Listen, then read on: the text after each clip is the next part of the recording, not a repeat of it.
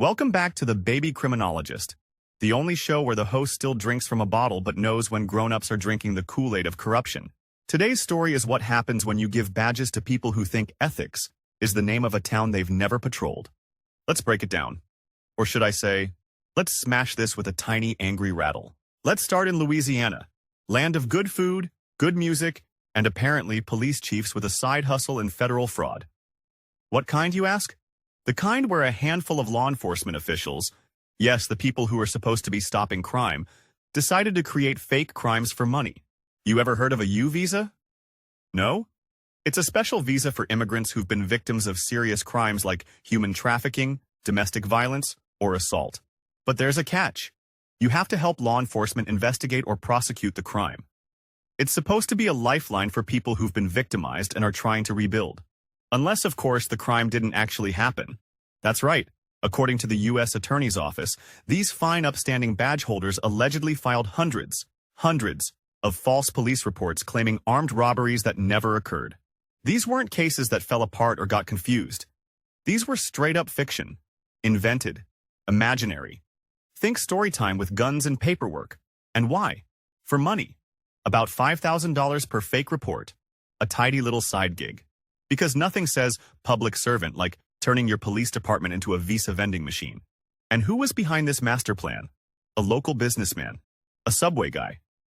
Because obviously, when launching an international fraud ring, you want your consigliere to be someone who also offers meal deals and toasted buns.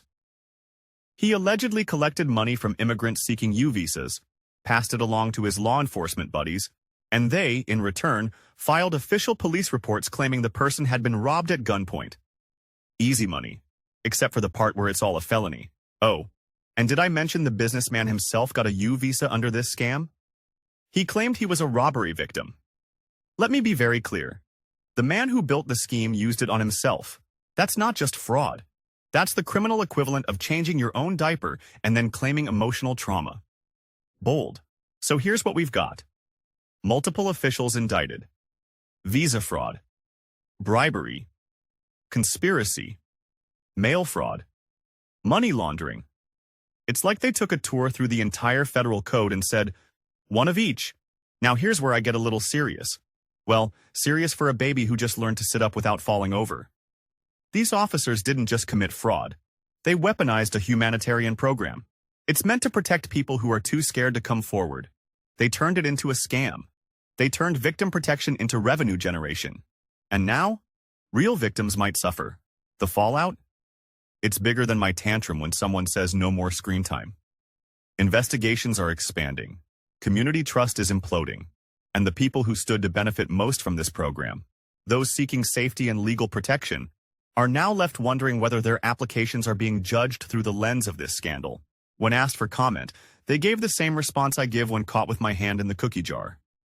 Wide eyes and total silence. Except I'm two. They're grown men with badge numbers.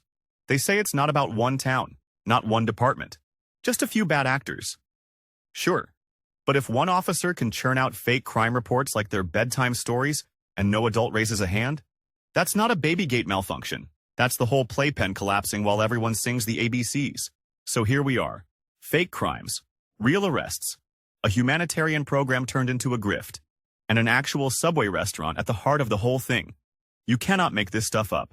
Here's the thing, though. When officers misuse their power, it doesn't just hurt the people they target. It hurts everyone. It erodes trust. It breeds fear. And it confirms what some people already believe, that the system protects itself more than it protects the people. I'm tired. I'm mad. I've only been alive a short time, and already I'm losing faith in some grown-ups. So here's my advice. If you're in law enforcement, do your job. Protect the public. Don't invent victims for profit. Don't destroy programs meant to save lives, because eventually someone's going to notice. Maybe it's the feds. Maybe it's a journalist. Or maybe it's a baby with a podcast and no tolerance for nonsense. If you found this episode thought-provoking, hit like. Drop a comment. I want to hear what you think. Subscribe unless you want to see my angry but adorable face in your dreams. Until next time, be better humans. My rattles are judging you.